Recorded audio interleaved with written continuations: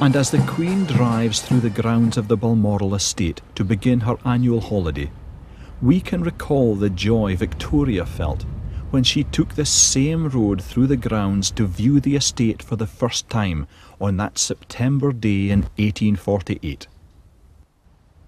But the story of Balmoral really begins some 6 years before that first historic visit, when in 1842 a young queen and her husband Prince Albert made their very first visit to Scotland, having been married for just over 2 years. The tour was a great success, with Victoria clearly showing a genuine warmth for all things Scottish. Her enthusiasm was reinforced by Albert, who saw Scotland and the Scots as a mirror image of his beloved homeland. However, on completion of a later tour of the west coast of Scotland, with torrential rain having somewhat spoiled their stay, news came to Victoria and Albert from the son of the Queen's physician of blazing sunshine on Upper Deeside. The physician's son had been convalescing at the time and had written to his father whilst staying in what was the original Balmoral Castle. Royal interest in Deeside had been aroused, and Albert asked that a weather report be prepared for the area. This confirmed what most already knew, that the rain-soaked clouds coming in from the Atlantic, the main source of Highland weather, tended to empty themselves on the western slopes of Scotland's mountains, leaving comparatively little rain to fall on the eastern side of the Cairngorms. The weather report strengthened Victoria and Albert's interest in Upper Deeside. Events then began to take over, with the sudden and unexpected death of Sir Robert Gordon, the Balmoral Estate's owner at the time. This led his brother, the Earl of Aberdeen, who knew of the royal interest in the estate, to suggest that the Queen might wish to take over the lease. He even employed the services of Aberdeen painter James Giles to produce 3 watercolours of Balmoral, which he then sent to the Queen. The combined effect of the paintings and the favourable weather report convinced Victoria of Upper Deeside's attractions, and early in 1848, Victoria, who like Albert had still so far seen neither Balmoral or Upper Deeside, instructed her solicitors to acquire the lease for her husband. As soon as Albert saw the estate, he was determined to make Balmoral into a model estate, one by which other estate owners and managers would regard as being best practice in estate design and management. New stables, workshops, workers' cottages and a new dairy were planned, and it was decided quite early on to build the new Balmoral Castle which we see today. This replaced the original Balmoral Castle, which stood when Victoria bought the estate. It was located about 100 yards to the south of the present building, and today a granite plaque on the lawn in front of Balmoral marks where the front door of this earlier castle stood. The present castle's architect was William Smith, son of John Smith, Aberdeen's first official city architect, and Prince Albert worked closely with Smith to arrive at the castle's design, which it was decided would be in the style of Scottish baronial.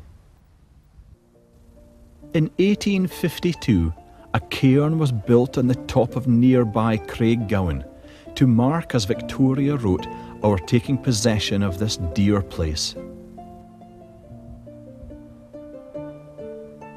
Victoria, Albert and the royal children all helped to lay the stones, along with the household and others who were present. The pipes were played, whisky was given to all, and reels were danced during its building, which we are told took an hour. Prince Albert then climbed to the top of the cairn to place the last stone, to the shouts of 3 cheers. It was a touching sight, wrote the Queen, and I felt almost inclined to cry. The view was so beautiful and the day so fine. May God bless this place and allow us to see and enjoy it many a long year.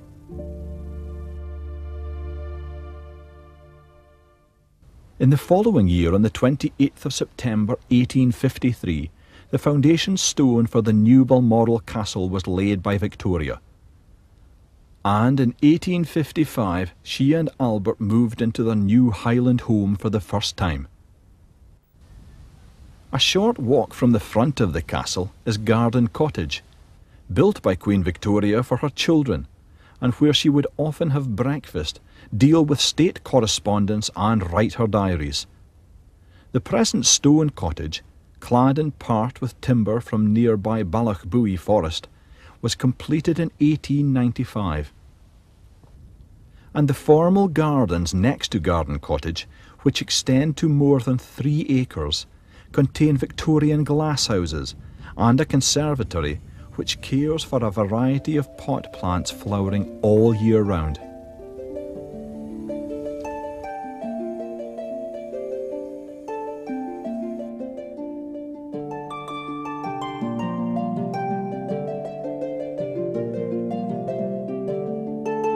Moving nearer to the castle again, we can see the Rose Garden on its west side. Looking down onto the Rose Garden is a carving depicting St. Hubert, the patron saint of hunting, a favourite pastime of Prince Albert's. Balmoral quickly became the setting for many of Victoria and Albert's happiest times, as they revelled in the beautiful scenery, took part enthusiastically in the pageantry of Highland life, and went on their expeditions into the surrounding mountains. "Every year," wrote Victoria, "I become more fond of this dear place."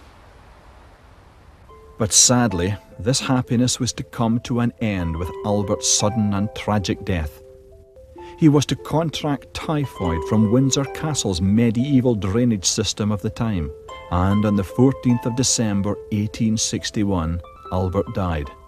Albert and Victoria were just 42 years old. After Albert's death, Balmoral was to occupy a unique and almost religious place in Victoria's life. Living at Balmoral would form the basis of a routine from which she would deviate only rarely, and with much protest, for the next 40 years of her reign. Victoria now made it clear to everyone that she intended to spend as much of her life as was possible at Balmoral. Today, the privacy that Victoria and Albert so wanted to protect at Balmoral is less strict, with the Balmoral of today being regularly shared with members of the local Crathy cricket team. And golfers from the Balmoral 9-hole course weave, slice and hook their way around many of Balmoral's statues and monuments. Visitors to Balmoral can see the ghosts of Victoria and Albert everywhere. In the statues and memorials scattered about the estate, in the castle, in the woods and gardens where they walked, and along the tracks which took them into the surrounding hills on what Victoria referred to as her great expeditions. Marriages of Victoria's 9 children were occasions for cairn building on the estate, and overlooking the castle, one stands to commemorate the marriage of Victoria's 4th and youngest son, Prince Leopold, to Princess Helen of Waldeck on the 27th of April 1882. And there are some magnificent statues on the estate, with Victoria's own standing proudly on the edge of the Balmoral golf course. Resplendent in her robes, the statue was erected by the tenants and servants of the Balmoral Estate, Birkhall and Abergeldy, to commemorate the 50th year of her reign. Victoria gazes across the golf course to what is probably the grandest of all the statues to be seen at Balmoral, the one of Prince Albert, unveiled by Victoria on the 15th of October 1867, the 28th anniversary of their engagement. Albert's passion for his sport being acknowledged by the hunting dogs sitting obediently at his side.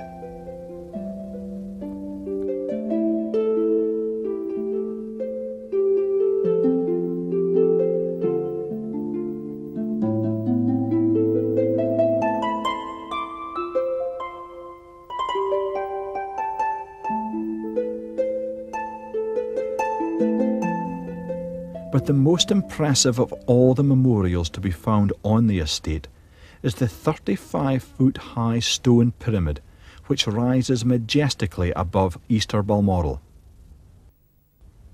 clearly visible from the Deeside Road, Victoria had this cairn built after Albert's death. The inscription records that it was raised by Albert's broken-hearted widow.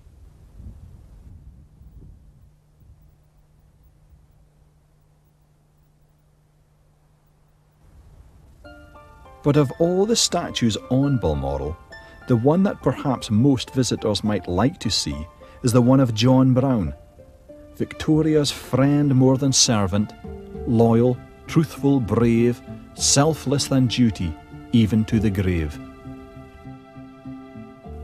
John Brown was in Victoria's service for 34 years, having joined her staff as a stable lad at the age of 16. On becoming the Queen's personal attendant, he travelled everywhere with her, and is even said to have saved her life on 3 occasions. Standing proudly in his kilt, this life-size statue was commissioned by Victoria after Brown's death. 2 small medals sit proudly on his chest. One, a Faithful Service Medal, the other a Devoted Service Medal.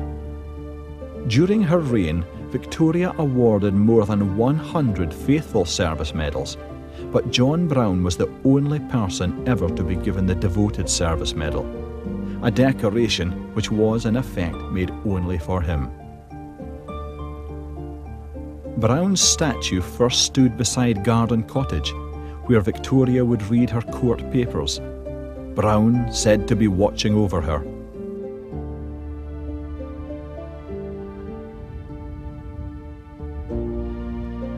But when Victoria died, the Prince of Wales, by now Edward VII, had the statue removed to its present location, intending it to be somewhat hidden from general view.